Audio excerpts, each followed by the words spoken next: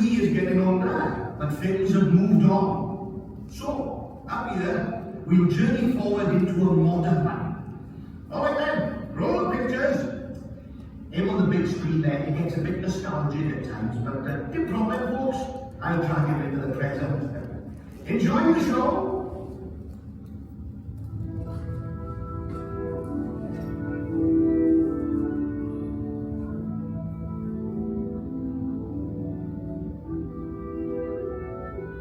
The food for your machines that drive our empire's might. It scars our land, it eats our lungs, our days condemned to night. Black gold may be your savior to fire the minds of men, but the cost to us is priceless, our souls we do condemn. King Cole has made us what we are, the means of your desire.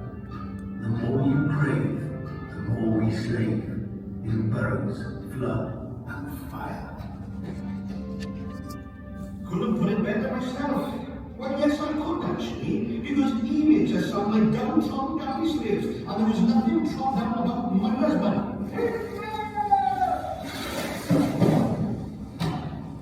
By the end of the 17th century, Britain had cut down or burned much of its ancient woodland.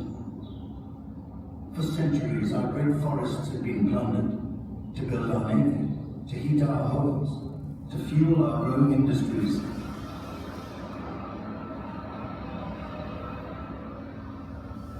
With the woodlands wasted, the Industrial Revolution must find another fuel beneath the landscape. Gripped by our appetite for power, we turned to coal. Side by side stood coal and industry, building the workshop of the world. It was the new currency of commerce, and steam coal in particular was its most precious tender. And that's the point. You might start with any old coal for raising steam, but you soon find that Welsh coal steams better than others. Welsh coal. Overnight, the once slumbering landscape of Wales was forced to yield its riches. Man tore out its heart for the black diamonds buried deep and rich beneath its earth. There are 1,300 square miles in the South Wales coalfield.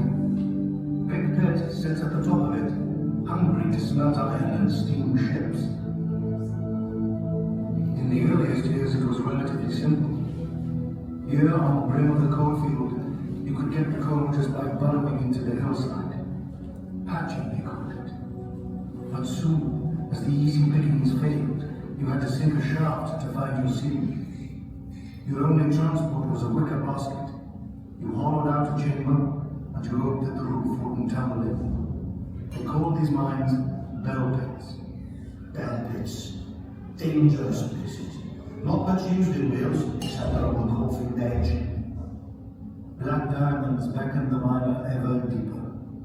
And the deeper he went, the more he was hampered. By narrow shafts, by constant floods, by unbreathable air. It was a dangerous trade for the men and women who cut and hauled the coal.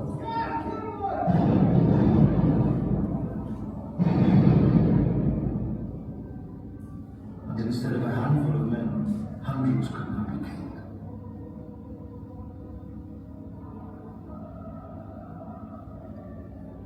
So what did it take to be a miner?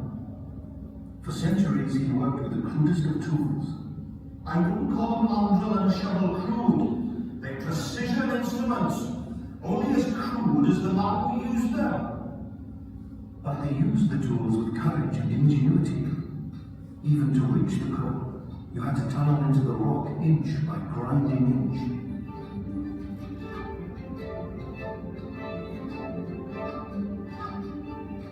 It was many years before baskets became giant cages, shafts gaped wide enough to hold more men and coal, and steam finally pumped muscle into winding engines. At last, a new word echoed through the workings below: mechanization. Early machines now struggled to imitate cutting by muscle and hand. Heath Robinson devices, Picks mounted in frames. You crank the handle to turn the keys. Some say the big leap came with the disc cutter, like a huge circular saw powered by compressed air, sliding like Boadicea's chariot along the coal face. Others say that the chain machines, we've still got them here, carried king coal into the big town. Now all hands turn to getting the black diamonds more quickly to the surface. Bigger machines make bigger tunnels. Later we'll show you these great mechanical molds, like the Dosco Roadheader, whose ripping teeth can carve a 2-meter tunnel in a single shift.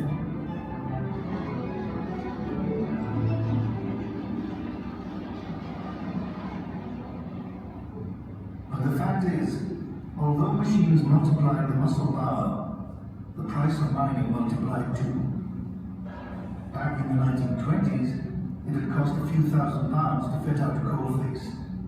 Today's coalface costs tens of millions. It's only a simulation. We don't lose too many visitors in here. Right, up better? Good. Now then, you've probably heard tell that coal is hard to dig out of the ground. But then again, once out, it can be as brittle as a biscuit. And until about 1950, see, miners were only paid for large lumps of coal. So they treated the coal with kid gloves, because if it fell to pieces, de Maria, no pay. Now you might say, if it breaks that easy, why the fuss with all this machinery? But you've got to get to the coal, haven't you? And when you get there, you've got to get it out. So, all these tunnels are about getting to the coal. And not too long ago, the main way to make tunnels was with a big bang. Now, if you peer into the darkness, you can see our Christmas decorations. No expense spared. Now imagine that all those wires were connected to sticks of explosive. That was used to blast away through the rock and coal. Now that wall we're about to blow up is called the heading, and every day calls for another 2 meters of tunnel. So first, they drill holes in the rock for the explosives. Not willy-nilly, mind, but carefully planned. Each hole over 2 meters deep. They use that boring equipment you can see leaning at the front. The shot firer then eased rounds of explosive into the carefully cleaned holes, and then he'd link these with electrical wires.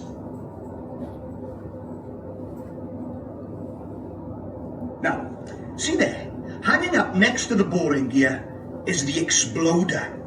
Funnily enough, the shotsman wouldn't press that button standing this close to the explosives. He'd put a couple of sentries down the tunnels with shining red cap lamps, hurry back with his exploder to 200 meters away, and then, even if you were sitting right next to him, he'd holler for all to hear. Just like that. Then, if he got his wiring right, you'd hear a boom, boom, boom, as the rock and coal were blasted out.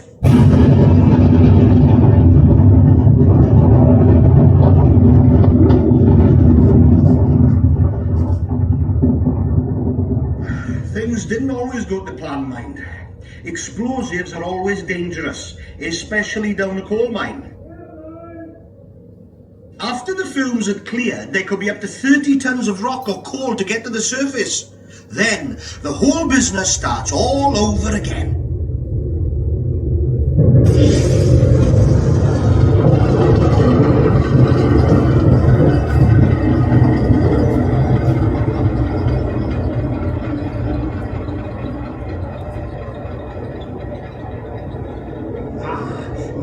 This is the mechanical mole we were telling you about. Sorry, didn't give you a turn, missus? Well, imagine that knocking on your coal shed door. Now, as big as it may be, this thing is nearly 40 years old and a toy compared to the modern ones. But even this could chew out 2 meters of tunnel in an 8-hour shift. It was twice as quick as explosives and a lot safer too. Yes, time was when this Dosco Roadheader ate its way through the South Wales coalfields, well, like a maggot in Caerphilly cheese. And not anymore, it doesn't. Not by here, anyhow. But across the Atlantic, they found a new use for the Dosco.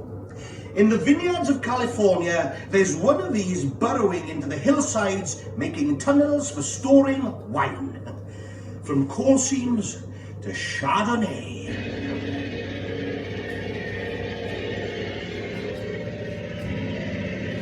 Right, let's get this place sorted, boy. Is he got a night shift back here? She made all mess up. I know you call it boy, I'm as old as you are. Aye, but you've had an easier life than me. These men are the repairers, and they know the mine from top to bottom. And more than anything, they know that Mother Nature abhors a vacuum. Nature abhors a vacuum? Where do you get that from? In other words, we can dig all the tunnels we like, but sooner or later, Mother Nature will close them up. It's the pressure of the rock, see? The weight is what we call it, pushes down from the roof, in from the sides, and believe it or not, up from below. Take a look at these rings, Bayer. They've had a right old bending, haven't they? And that floor lift, put up something terrible. Give us a lift, Bayer, will you? These men have to work to keep the routes to the coalface open, keep the arteries clear, keep the tunnels safe enough and wide enough for the coal to flow. You won't see too many big machines in this neck of the woods. Now and then, mechanical saw perhaps, but mostly it's the quiet muscle of the men who know the rock. Men who've worked the coal, carved it out with their mandrels, feel its strengths and its weaknesses, and sometimes even its heartless treachery. Okay, folks, I think it's time we were moving on. Follow the yellow brick road. Lights over there. That's it, along here, please, come on.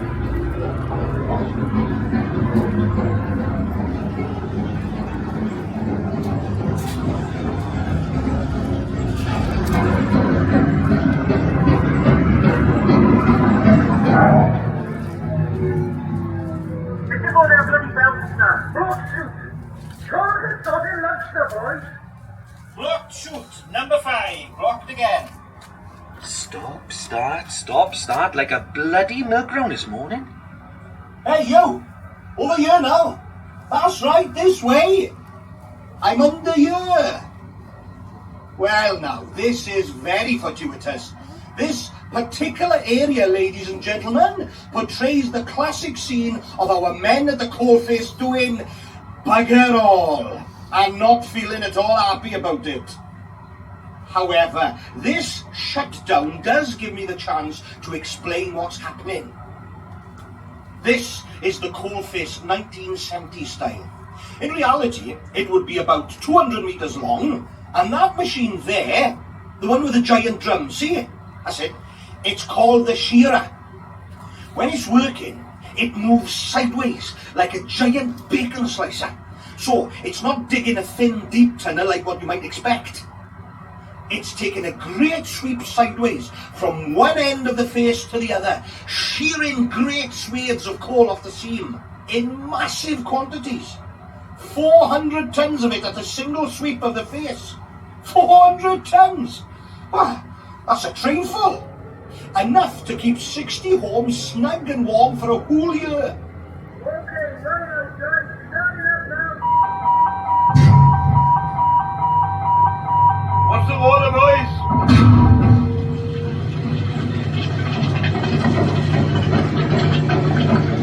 And that's how they get the coal.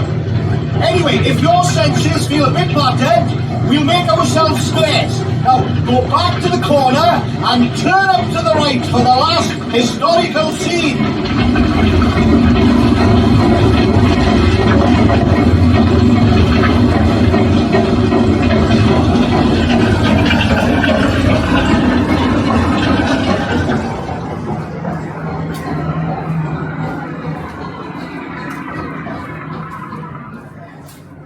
This, ladies and gentlemen, brings us back to where the miners started. And not so long ago either. The hand-filled seam. The hand-filled seam. Hand-emptied, more like. There were lots of thin seams in Wales like this. Imagine it. Laying on your side, shoveling 15 tons of coal onto that conveyor. Take turns having a look how low it is. They could do with some volunteers. Oh yes, and mind that big thing there that looks like a chainsaw. It was used before they had big coal cutters. They called it the Widowmaker because of the dust it threw up. And it wasn't the only widowmaker down a mine. Well, time to wash away the grime. When you leave here now, make your way up to the slope to those fine miners' baths they built back in the 1930s. Great they were. Made a big difference to the miner's life, and an even bigger difference to the miner's wife. But you know, there were some things about the pit that you couldn't wash away. Memories. Mostly happy, but sometimes sad. Memories of friends made and maybe lost in the pit. And you know, there was something else you couldn't wash off. That was pride. Ask any miner. Show him a pit lamp or any of that fancy tackle up there in those exhibitions. He won't see a museum artifact. He'll see something real. Part of his body, part of his craft, part of his pride. Out of this black hole he built warm houses and bright chapels. Out of this thin seam he hewed miners' institutes and finer education and better health. Out of this secret place he gave power to nations and hearths to homes. You know, it wasn't only the coal that was squeezed out of ancient trees. The miners were squeezed too, into a comradeship you might never understand. And when they needed a bit of help down there, you'd hear a world heritage of languages. I don't know if there's a message for the world in that, but a tale of comradeship is no bad thing to come out of the mucky heart of a big Welsh pit. Hwyl fawr.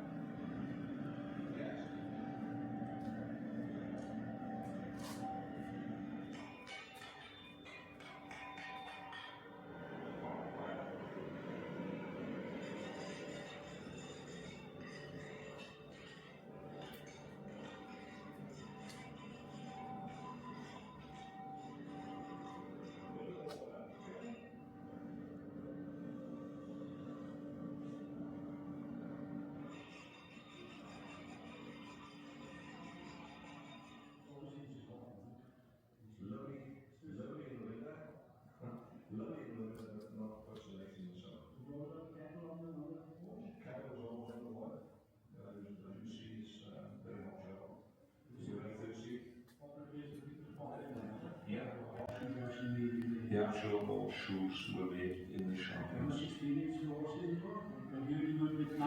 No, not me, no, I not like that. I was always very gentle with them. Yeah. You treat them good and they treat you good. If a horse was working on the ground and he found that he was working a little too hard, he would find a place in the roadway and he'd pull his shoe off. And what it meant then that they'd have to send for the farrier, who would have to make a shoe and then take it down and fit it. So in the meantime, he'd be on a little rest. They were very, very clever. And you'd have to carry an apple or a sweet in your pocket underground. Because if you didn't, they wouldn't let you go past.